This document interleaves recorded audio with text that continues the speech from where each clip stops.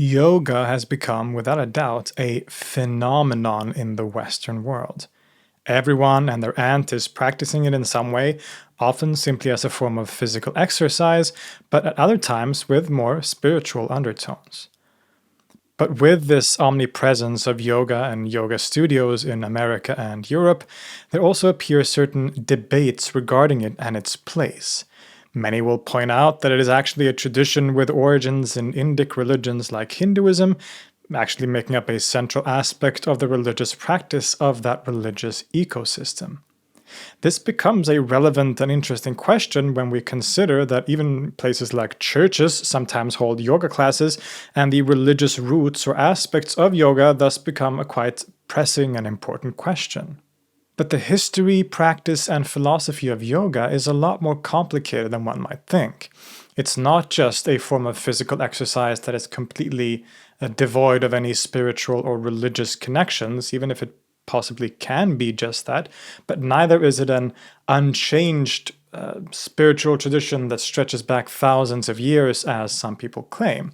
In fact, yoga is a very diverse tradition, perhaps even traditions in the plural, that has changed and evolved over time and in conversation with various different traditions, from Hinduism to Buddhism, Jainism, but even Christianity and Islam. So in this episode, we're going to explore the fascinating and complex story of yoga, its philosophy, its development over time, from India in ancient times all the way until the modern yoga craze in the West, and how all of this is interconnected.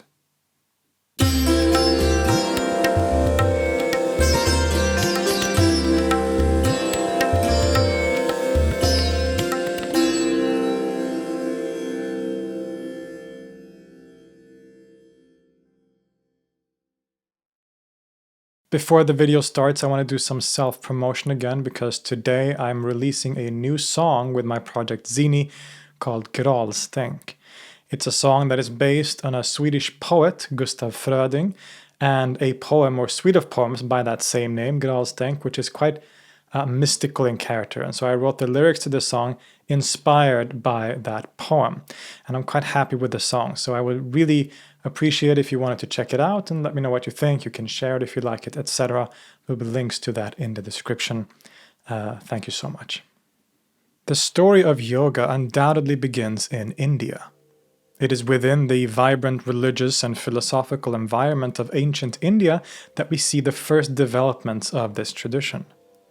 But there's no single point, person, or text that we can point to and say this is where it definitively begins. It's actually a lot more complex than that, and quote-unquote yoga and the different ways that it was understood developed and evolved over time, as we said earlier.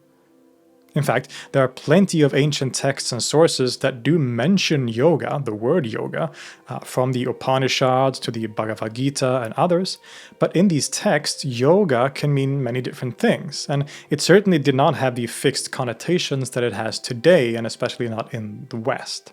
The word yoga itself is a Sanskrit term, but is one that can have many different meanings. It comes from the root yuj and is cognate with the modern English word to yoke, thus to tie something to something else, to unite things in some way. But it can also mean very different things. It can mean an arrow, right? So the Sanskrit language is very complex, and so yoga can mean many different things, but usually people will say that it means uniting in some way. That's like the primary meaning of the word.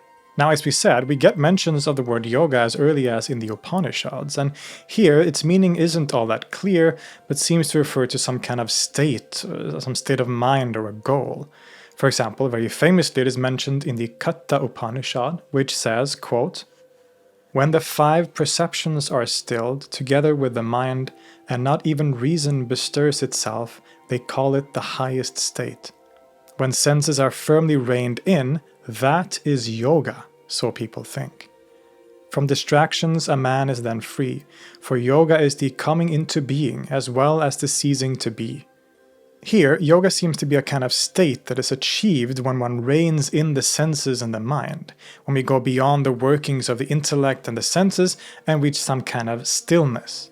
But in other places, yoga is used in a more practical sense. In other words, at this point, and these later Upanishads are believed to have been composed sometime around 500 BCE, the word yoga didn't necessarily denote a certain bodily practice as such, but it's referred to as either a state of mind that is to be reached, or as some kind of wider technique in order to reach this higher state. Both this yoga as a goal and yoga as a practice show up in the early sources. But that isn't to say that yoga-like practices, in terms of bodily techniques, didn't exist at this point, even though they weren't called by that name yet. Indeed, at around the same time that the Upanishads were appearing, there were significant things happening in the religious landscape of India. The Vedic cult of the Brahmins had been the dominant form of religion, centered on the cultic rituals of offering to fire, and which is expressed in the early Vedic scriptures. But especially in northeastern India and in the middle of the first millennium BCE, there appeared new forms of spiritual practice, something often called the Shramana movement. This was a movement that was quite different from the Vedic cult, and indeed often involved outright critiques of the latter. It consisted of ascetics, often living in the forest, practicing meditation and other practices with the goal of becoming liberated, what's known as moksha, from the cycle of death and rebirth, the cycle of samsara.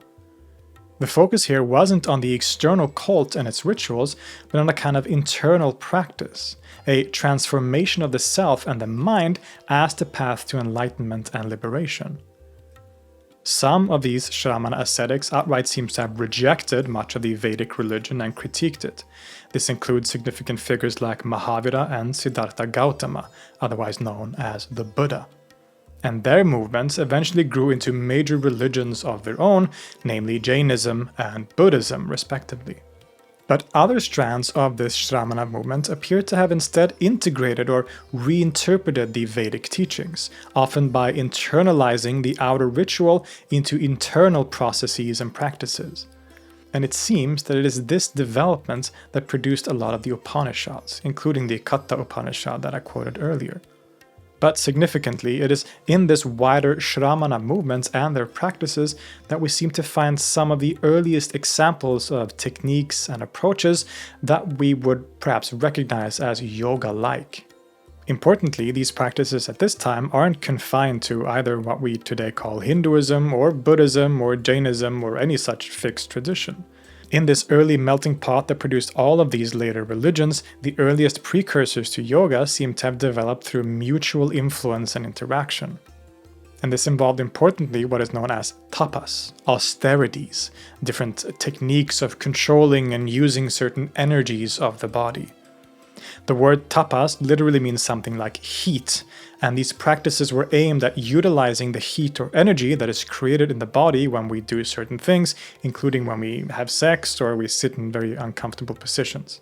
This tapas energy was believed could have transformative effects on the person, and these ancient munis or sages used different mental and indeed bodily techniques to achieve them, including meditation, chanting mantras, breath control, as well as, indeed, certain bodily postures, both seated and standing.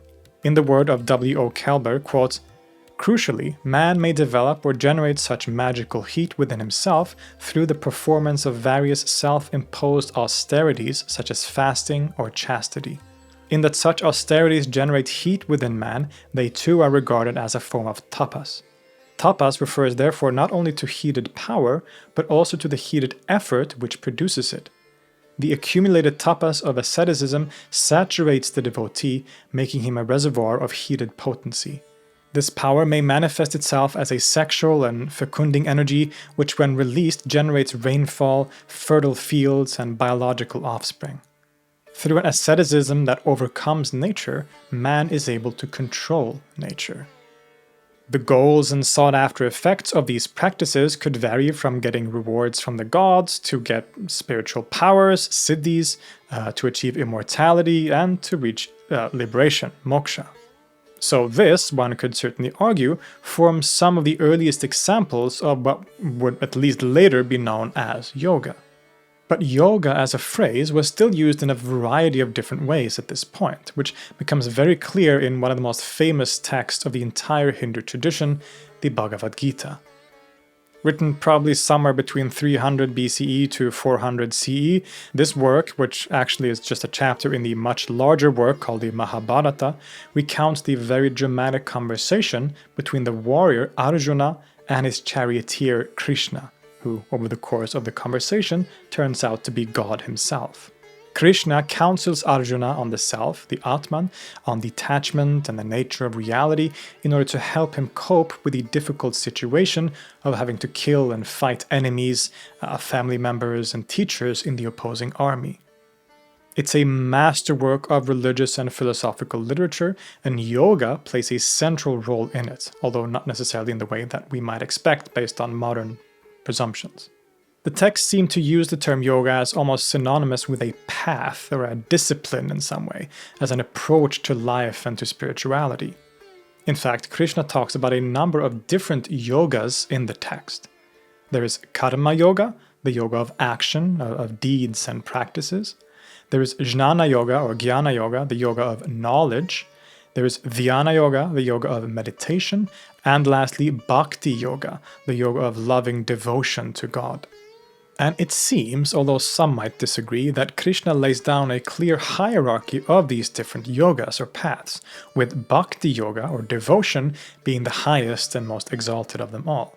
But even within this same text, the yoga is seemingly used in different ways.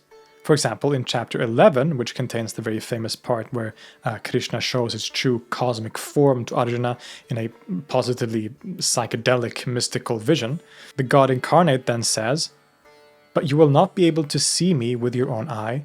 I give you a divine eye. Behold my lordly yoga." Having spoken, O king, Shri Krishna, the great lord of yoga, then revealed to Arjuna the supreme lordly form. And even in other places, it seems to use yoga in that more practical way mentioned before too. Quote, "Yoga is skill in action." So again, various uses of the word yoga even in this one text from Krishna himself. So we have a situation in late antiquity where there are certainly early versions of the practices and some of the ideas that we call yoga, and the word yoga and yogin was being used to refer to certain states, techniques, disciplines, and practitioners. But it isn't really until a while later that we start to see yoga emerge as a school of philosophy and practice. And it does so with another very significant text, the Yoga Sutras of Patanjali. This is a text that seemed to take the many ideas about yoga, ascetic practice, as well as Sankhya philosophy and others, and synthesize them into a concise text that came to be the standard work for the yoga school, establishing some of its core philosophical ideas.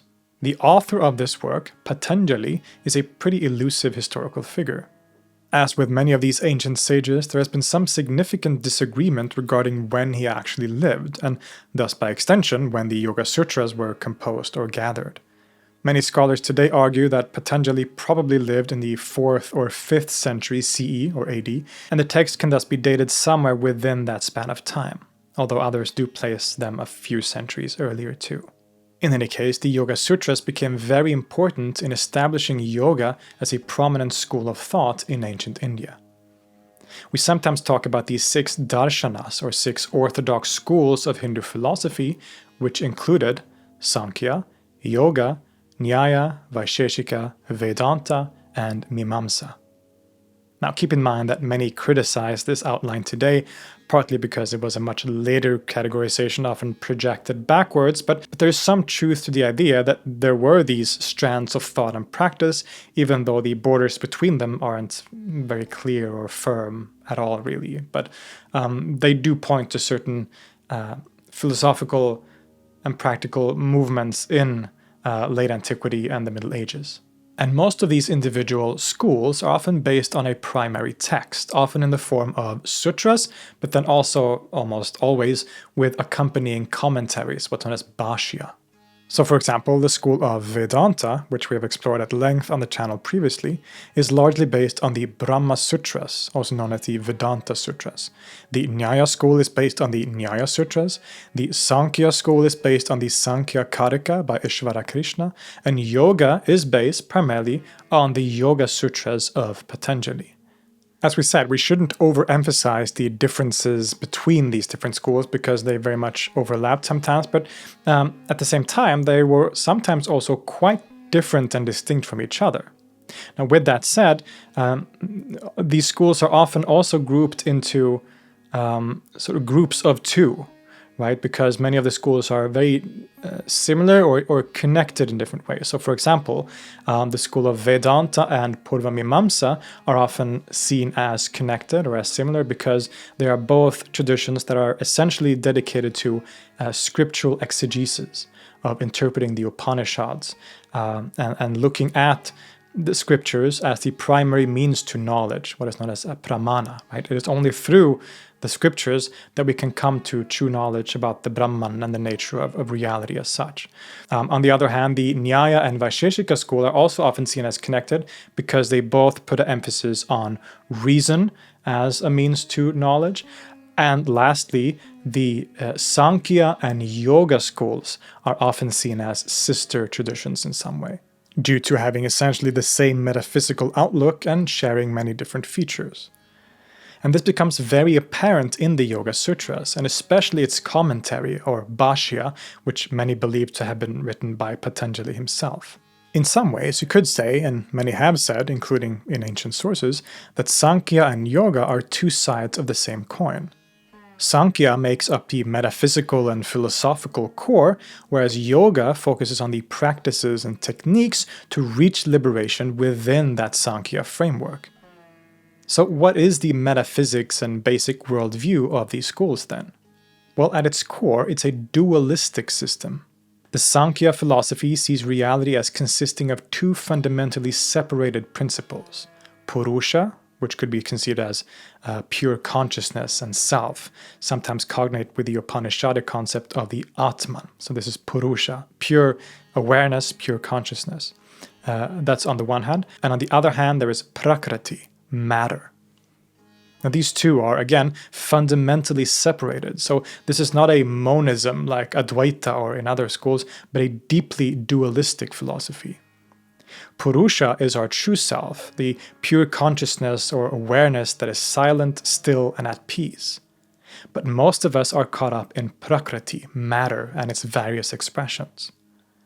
And the goal of this system is to turn away from Prakriti, to remove all matter from our mind. And so importantly, when we talk about matter or Prakriti in this case, this includes our thoughts, emotions, and what we would call aspects of our mind today. So it's not matter in the modern sense of physical objects, but everything in the world of appearance and experience, basically. All that is Prakriti. That is what we are supposed to turn away from, and to instead realize our true nature as Purusha. This general outlook is true of both Sankhya and Yoga, at least as outlined in the Yoga Sutras, but it is often said that their approaches differ somewhat. The Sankhya school tries to reach this liberation of Purusha through knowledge, through jnana or jnana. By studying the texts and philosophizing, so to say, we can realize reality and our true self for what it is. The yogins, on the other hand, especially with Patanjali, instead take the practical approach. It is through yoga and its meditative techniques that we can turn away from Prakriti and realize Purusha. And when we look at the Yoga Sutras themselves, this becomes very apparent. Very famously, Patanjali begins the entire work by giving us a kind of definition of yoga itself. Quote, "Yoga is the stilling of the changing states of the mind." A very famous quote indeed that sets the stage for the entire work. It could be argued that the term yoga here also refers to the process of stilling the turnings of the mind, but primarily it seems to point to that state of stillness itself. That is what yoga is. The sutras are an exploration of human psychology in a way, on top of an exposition on the path to reach the ultimate goal of life, what's known as samadhi, a kind of meditative consciousness free of the workings of the mind and the so-called tattvas. Put in another way, it's a state of independence, solitude, or detachment that Patanjali likes to call kaivalya, independence basically. The scholar and translator of the sutras, Edwin F. Bryant, says, quote, "It, the Yoga Sutra, is concerned with presenting a psychology of mind and an understanding of human consciousness rather than a metaphysics of manifest reality. In actuality, Patanjali's text reads more like a manual for the practitioner interested in plumbing the depths of human consciousness than a philosophical exposition. The text was clearly written by a Brahmin scholar and ascetic, but we can also see clear influence from Yogacara Buddhism, Jainism, and other schools of ascetic practice, as well as we said, Sankhya philosophy. In this way, as we have pointed out, Patanjali was really a systematizer and a syncretist. James Mallinson and Mark Singleton also write about the sutras that, quote, the Patanjala Yoga Shastra, which is a term referring to the sutras and its bhashya, its commentary, sort of together, the Patanjala Yoga Shastra represents a Brahminical attempt to appropriate yoga from the Shramana traditions. And in many ways, the whole purpose and message of the work is contained in the first couple of sutras, the first of which we have already become acquainted with. Now, the teachings of yoga are presented. Yoga is the stilling of the changing states of the mind. When that is accomplished, the seer abides in its true nature. Otherwise, at other times, the seer is absorbed in the changing states of the mind. So we can see from these very short aphorisms that a lot is contained in the very sort of brief sentences. There is a seer, a pure awareness or true self that stands independent of all outside phenomena, including our thoughts and feelings. Patanjali uses the word drashtu, or seer, to refer to this principle, but we can clearly see that it is equivalent to the idea of purusha in Sankhya philosophy, or perhaps also the Atman in the Upanishads and in Vedanta. But there are also these turnings of the mind, these fluctuations of the mind, which are known as vrittis in Sanskrit. He goes on to explain that these can basically be anything that we experience: knowledge, imagination, memories, etc. In the fourth sutra, he says that the seer often mistakenly identifies with these vrittis. We have a self which we identify with, which are in relation to all these vrittis and fluctuations. Perhaps this body of ours is part of this self that we imagine ourselves as having, or even just our thoughts about ourselves, or the more fundamental sense of the I-ness that we have. This is all false, however. Instead, when the person can still all these turnings, all these fluctuations or vrittis, and return to the pure self, the seer, it abides in its own nature, which is independent of all other things. Only then has one reached the state of yoga or kaivalya, independence. Much of the rest of the work, especially the second part, is then dedicated to talking about how we achieve this state, how we turn away from the vrittis and achieve this state of independence. And the way to do this is through yoga, in the form of meditation and one-pointed concentration on certain things, such as God, for instance. Indeed, the text is in fact quite theistic in nature and is deeply pious, again and again mentioning a kind of devotion and worshipping of God or the Lord, Ishvara, as a key part of this wider method. In some ways, Patanjali kind of seems to talk about at least two kinds of yoga in the text. On the one hand, he talks about what's known as Kriya Yoga, the yoga of action. But the methods mentioned there also kind of seem to later fall under a wider category of practice, and one that has indeed become a lot more famous. This is, of course, what is known as Ashtanga Yoga, or the eight-limbed yoga.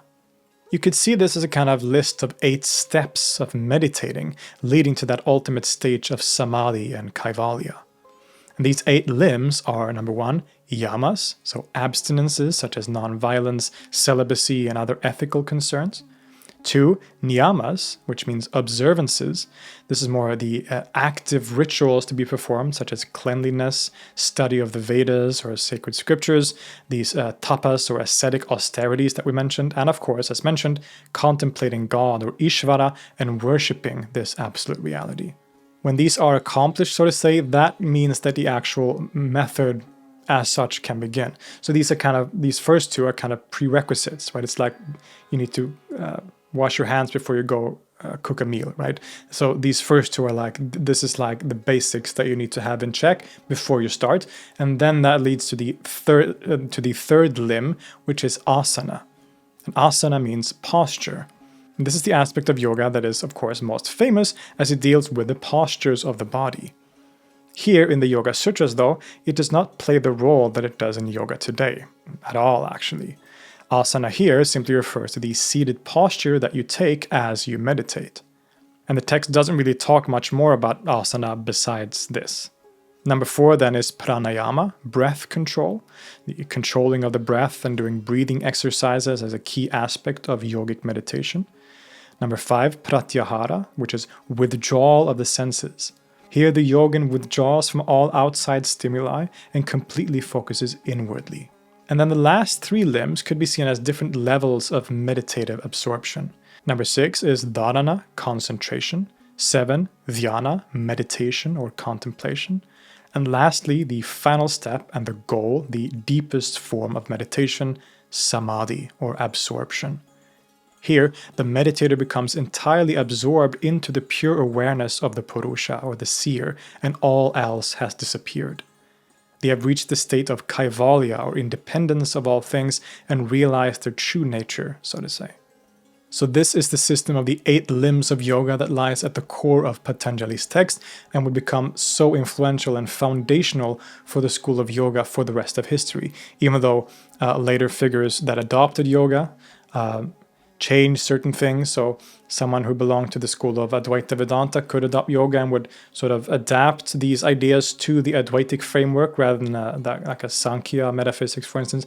But still, this Ashtanga yoga system that Patanjali presents here is very influential. And it is important to point out that this text, just like other sutras, are very obscure and hard to understand.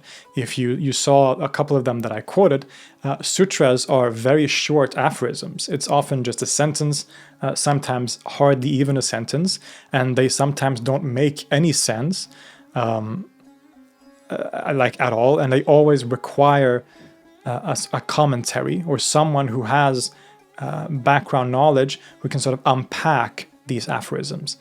That's kind of their purpose. It's like there are these little aphorisms that are very difficult and obscure, but which hide all these incredibly complex and deep wisdoms that need to be unpacked by a master, right? And so that is why this tradition of commentaries on the sutras are so key and so important to these traditions. So historically, when you read the Yoga Sutras of Patanjali, you would always read it with the Bhashya, with the commentary alongside it. This Bhashya or commentary is attributed to the legendary figure Vyasa, and it elucidates these short aphorisms in a way that is much more understandable. But although it is attributed to Vyasa, many scholars today increasingly accept the idea that it might be Patanjali himself who wrote the Bhashya to his own sutras, which would further support the idea that they were truly meant to be read together. But it should be pointed out that not all scholars accept this new theory of its authorship. It's still quite a relatively new idea, but it's gaining more and more traction among scholarship. In any case, Patanjali's Yoga Sutras and the school that came from it is arguably the origin of a self-conscious tradition of yoga in this way. But as we saw, even here it doesn't necessarily look all that familiar to the yoga that we know today, which are often almost exclusively dedicated to different bodily postures, the so-called asanas and other physical practices. By contrast, Patanjali's system is a lot more focused on meditation, where the asanas play only a partial role on the way as instructions on how to sit properly while doing the more central meditative practices. So where did this come from? Where does this modern Western focus on asana in particular come from? Is this simply a modern Western invention, or does this have precedence in the earlier yogic tradition? Well, in the centuries following the composition of the Yoga Sutras, there eventually started developing new ideas and techniques within this wider school of yoga. And in the Middle Ages, this eventually led to the very significant emergence of a certain method or tendency within yoga known as Hatha yoga, the yoga of force. To understand this development, we need to back up a little bit and look at the changing landscape of early medieval India, where very interesting innovations were being made. Indeed, according to the research of people like James Mallinson, Mark Singleton, and others, this emergence of Hatha Yoga was the result of some particular developments, especially a synthesis between the older Muni Brahmanical ascetical traditions that focused on tapas and ascetic austerities, which we mentioned earlier, and a new very important movement known as Tantra. I'm sure many of you have heard about Tantra, and I'm sure many of you also basically only associate that with sex, which is a mistaken and at least very much oversimplified view of the topic. I've dedicated a full episode to the topic previously, which you can check out if you're interested in diving deeper into that. But Tantra, in broad strokes, is a general movement that emerged in the second half of the first millennium CE and was based on a group of texts which were known, conveniently, as Tantras. What made these Tantras and their teachings stand out were their focus on the physical body as a kind of microcosm. It certainly did not have the Sankhya perspective of reality, where the material world is essentially separated from the spiritual or divine and needed to be transcended. Instead, Tantra teaches that the material world is in fact divine in itself. It is the manifestation or expression of the creative force of divinity, often called Shakti.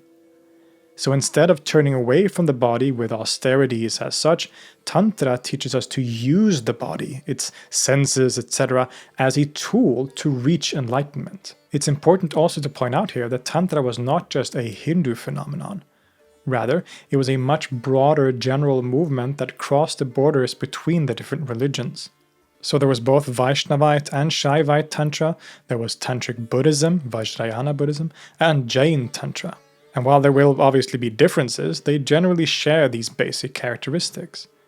In the process, the Tantrikas developed new ideas about the body and its spiritual forces, including the system of chakras, extending from the base of the spine to the crown of the head as energy centers in the body to be employed, as well as different channels in the body. You've all heard about these topics, perhaps from yoga, for example, about these chakras and these bodily channels of energy and so on. This very much emerged from Tantra. Famously, it is Tantra that also talks about Kundalini as a serpentine divine force that hides in the lowest chakra, but which can be awakened as it coils up the channel and the other chakras until reaching the crown chakra at the head, leading to a Kundalini awakening or enlightenment experience. This was all achieved through tantric practices like chanting mantras, visualization techniques involving mandalas and divine beings, and being initiated by a guru into the secret esoteric teachings. This tantric movement would play a decisive role in the development of Hatha and Postural yoga, with its focus on the body, and many tantric techniques have found their way directly into yoga in that way too. In fact, because the Tantric Buddhists were so significant for this wider movement at the time, it has recently come to light that some of the earliest texts of and influences on postural yoga, Hatha yoga, actually come from Buddhism.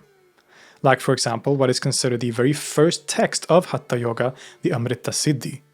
The emergence of Hatha yoga, with its major focus on asanas, postures, and a kind of revival of the older ascetical practices of the Shramana movement, became decisive for its development, especially into the form that we recognize today. The methods of Hatha yoga were often used as a kind of supplement to Patanjali's eight-limbed yoga, as being used alongside it, basically. And in fact, sometimes it seems that this postural yoga was talked about in almost a pejorative way, as a way to practice yoga for the people who weren't able to do the meditation techniques of Patanjali for some reason. This was like an easier way to do it, right? So sometimes we see it talked about in a kind of pejorative way in this way. Quote, Hatha yoga's methods draw from those of Patanjala and Tantric yoga, but also include physical practices found in neither. These are cleansing techniques, non-seated postures, asanas, complex methods of breath control, and physical means of manipulating the vital energy, mudras. Although these practices are taught for the first time in Hatha yoga texts, many of them, in particular the asanas and mudras, bear a close similarity to ascetic practices first mentioned in the latter half of the first millennium BCE, shortly after the time of the Buddha. In the Middle Ages, we see an increasing number of texts about Hatha yoga, and it gradually became incorporated into the wider Patanjala tradition of yoga. The 13th century Vaishnava text, the Treya Yoga Shastra, is sometimes considered the first text to present a systematized form of Hatha yoga, and stands alongside other texts like the Hatha Yoga Pradipika from the 15th century as the most famous and influential expressions of this tradition. And one of the significant things about these texts is that even though they were often written from within a specific religious or philosophical tradition, so the Amrita Siddhis, Buddhist, other texts are Shaiva texts, etc., they are often quite non-sectarian, open in their approach. They will focus on the methods and techniques, but leave things open enough that these techniques can and have been adopted by people from various traditions, whether they are Vaishnava, Shaiva, Buddhist, Jain, or even Muslim, Christian, and secular today. And this is not only true of Hatha Yoga, but really of the entire tradition of yoga. While we have seen that the Yoga Sutras and the wider Patanjali Yoga Shastra presents a very clear metaphysical or philosophical framework, that of the Sankhya school in particular, this doesn't mean that the two must necessarily go together. Rather, the methods and teachings of yoga have been adapted and used by people of all schools. So that when you read works of non-dual Shaivism in Kashmir of the Middle Ages, they also talk about yoga and yogic techniques, often borrowing directly from these earlier traditions, but will of course adapt and change things slightly to fit with a non-dualistic metaphysics rather than the dualistic one of the Sankhya school. So yoga is very malleable in that way and exists in Advaita, in Dvaita, Tantra, and all other kinds of schools. And as yoga, and especially Hatha Yoga, became more prominent in the later Middle Ages and in the early modern period, this had really interesting effects on the religious landscape, especially as other non-dharmic religions like Islam became more prominent on the subcontinent. Indeed, and surprisingly to some, given the current situation in the region, the traditions of Hinduism and Islam were in great conversation and dialogue for many centuries, and we can see how the two influence each other in some ways, leading to very fascinating development. This becomes perhaps most clear during the Mughal period, where we see some examples of very open interactions between Muslims, particularly Sufi Muslims, and Hindus, where representatives on both sides see similarities and common ground in their different religions. We explored one very famous example of this, the Prince Dara Shukko, in an earlier episode. Already as early as the 11th century, we see Muslims taking an interest in the teachings of Hindu texts and sages. The famous polymath al-Biruni actually translated Patanjali's Yoga Sutra into Arabic and seems to show a genuine interest in their culture and religions.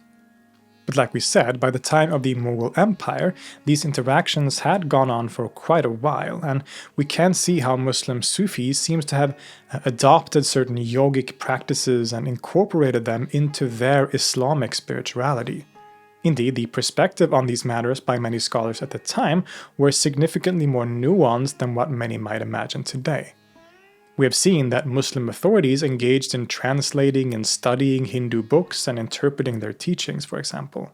There were Sufi writers like Abdurrahman al-Shishti commenting on the Bhagavad Gita, theorizing that deities like Krishna and Rama were in fact prophets of God just like Muhammad or Jesus, and that just like with Christianity and Judaism, Hinduism was also originally a religion revealed by God that had gone astray over time. Thus, many saw value in some teachings that this tradition contained. It didn't escape people on both sides at that time that there were significant similarities between Islam, particularly as understood through Sufism and certain metaphysical doctrines or schools like Wahdat al-Wujud, the unity of being, and certain Hindu schools of thought like Advaita Vedanta. And we see how people from both sides recognize these similarities and see that the same truths seem to exist on the other side, so to say. The Muslims recognized that what they saw as the educated Hindus, who didn't worship idols but were these more non-dual sort of ascetics and so on, were worshipping God, right? They call them often the al-Muwahidun al-Hind, the Indian monotheists, as opposed to other Hindus who were idol worshippers, for example. So there's significantly more nuance here than what many might imagine, especially given the situation in India and the Indian subcontinent in the modern world. And this view of the Hindus as having true teachings, being monotheists, and having many of the same ideas as Islam, essentially, also, of course, legitimized taking inspiration from their sort of teachings and practices. Probably the most famous and profound expression of this quote-unquote Islamic yoga is the 16th century Sufi master Muhammad Ghawth. He belonged to the Shatari Sufi order and has become famous for writing the Bahr al-Hayat, the Ocean of Light in Persian, which in fact seems to be a kind of translation of an earlier Arabic work, which might in turn have been a translation of a now lost yogic text called the Amrita Kunda.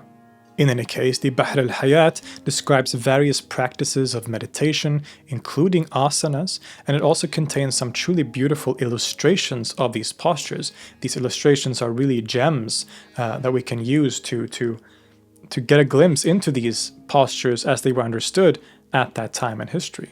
And there's a lot more to explore when it comes to yoga and Islam, which maybe we could dedicate a future episode to instead of covering it too much here. But certainly this interaction between Muslims and Hindus and even Christians later on in history also affected the way that yoga was practiced and seen and how it developed over time. But it's not just Islam that has been in contact with yoga. As we know, eventually in the modern world, yoga made a very triumphant entrance into the Western world. And today it is very, very popular. So how did this happen? How did it go from this relatively obscure, at that time, in the modern world at least, obscure practice in India to being like mainstream practiced by people from all walks of life in Europe and America today? Well, it's a story that really starts in the 19th and 20th centuries. Just like when we talked about Vedanta and its modern history, the figure of Swami Vivekananda and his influence in the West is a significant point in this process. But it's certainly not a process that is straightforward in any way. Mark Singleton's by now classic book Yoga Body from 2010 covers this development of modern postural yoga in a very comprehensive way, which is a highly recommended book. He straddles a line between the two extremes of saying that modern postural yoga is nothing but a Western 20th century invention that has nothing to do with quote-unquote real yoga as practiced in India, on the one hand, and that of saying that these techniques stretch back thousands of years on the other. Instead, he argues that modern postural yoga as we know it is the result of another kind of syncretism between the Hatha yoga that had developed in India and various types of gymnastics, bodybuilding, and fitness practices both within India itself, but significantly also in the West. Indeed, by the 19th and 20th century, postural yoga practices were kind of looked down upon in India. It was associated with street performers and such things, and as opposed to the pure meditative yoga in the lineage of someone like Patanjali. In other words, it's really with the influx of these yoga practices into the West, with figures like Krishnamacharya, Yogananda, and Patpi Jois, just to mention a few, and the reshaping of yoga to the Western audience, and with an increased focus particularly on the physical postural practices, that we finally see the emergence of modern postural yoga as we know it. Singleton says, quote, "Posture-based yoga as we know it today is the result of a dialogical exchange between para-religious modern body culture techniques developed in the West and the various discourses of modern Hindu yoga that emerged from the time of Vivekananda onward. Although it routinely appeals to the tradition of Indian Hatha yoga, contemporary posture-based yoga cannot really be considered a direct successor of this tradition." But he later nuances this last claim by also saying, quote, "This does not mean that the kind of posture-based yogas that predominate globally today are mere gymnastics, nor that they are necessarily less real or spiritual than other forms of yoga. The history of modern physical culture overlaps and intersects with the histories of para-religious, unchurched spirituality. Western esotericism, medicine, health and hygiene, chiropractic, osteopathy and bodywork, body-centered psychotherapy, the modern revival of Hinduism, and the socio-political demands of the emergent modern Indian nation, to name but a few. They may indeed be at variance with classical yoga, but it does not follow from this that these practices, beliefs, and aspirations, whether conceived of as yoga or not, are thereby lacking in seriousness, dignity, or spiritual profundity. The spread of yoga in the West was helped by various social and political developments too, such as the counterculture movement in the 60s, with significant people like the Beatles embracing Indian culture and spirituality, as well as an increased interest in fitness, of which yoga became increasingly seen as a viable method. But with this, of course, also came the increased commercialization of yoga, and at this point you can basically find yoga everywhere.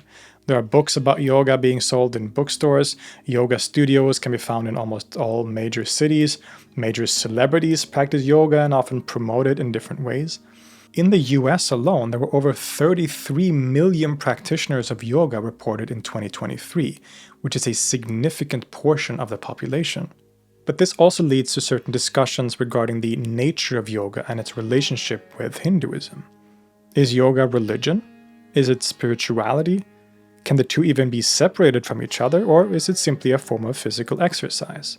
Debates regarding these questions are still raging in public discussions. We see Christian authorities claiming that yoga is demonic and a form of paganism, being so intimately connected with Hinduism, while others adopt it without any issue. Like I said in the beginning, there are churches that organize yoga sessions in church, etc., so it's a very complicated situation in that way. And it is indeed true that many people in the West today have an image of yoga as something that is not necessarily quote-unquote religious. It's interesting because I saw a clip the other day on TikTok or something where someone was talking about how they were bothered when people sort of would push religion into his face, right?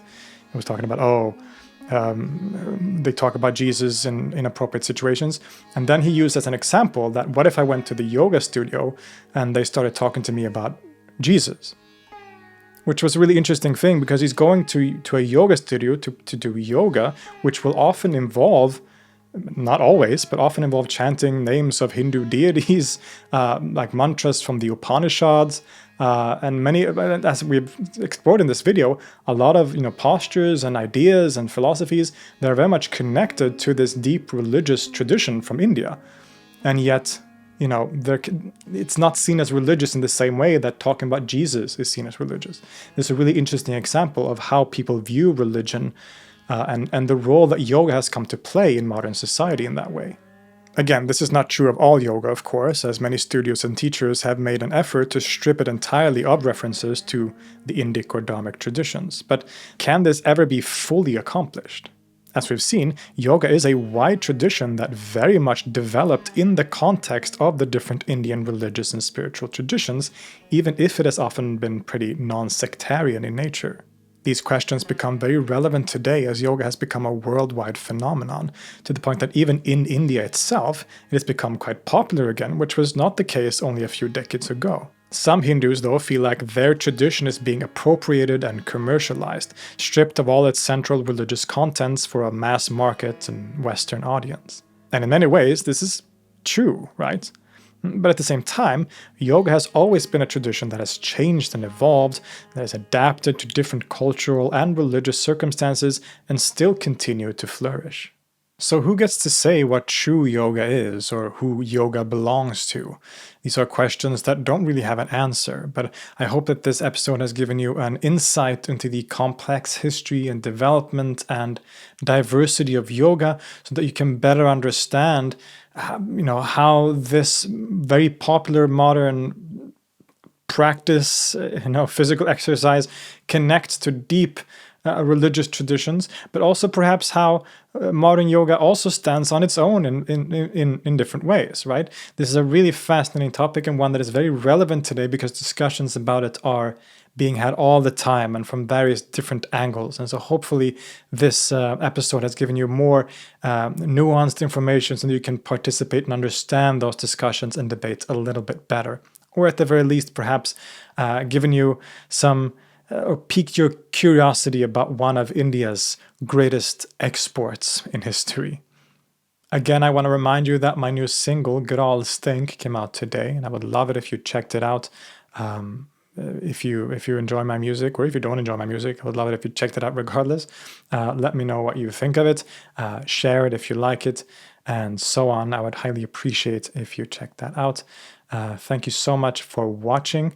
As always, I want to give a special shout out to my patrons over on Patreon who keep this channel going monetarily, without whom none of this would be possible. If anyone else wanted to become a patron or wants to become a patron, I will leave links to that in the description. Again, that really is the best way to support this channel and my goal of bringing you free content on these kinds of fascinating and very important topics of religion, philosophy, history, mysticism, all these kinds of topics that and I think a lot of you are so passionate about. So check out my Patreon if you're interested in supporting me. You can also leave a one-time donation through PayPal. If you're interested in following me and my works generally, you can check out my socials, or you can check out my other channel, Filip Holm, where I post my music, including that new single that I just mentioned. You can find that over there on that channel, as well as other music content similar to this channel. So thank you so much again for watching. I really appreciate all of your feedback, all of the comments, all the support, and I'm really proud of this community. So thank you all so much, and I will see you next time.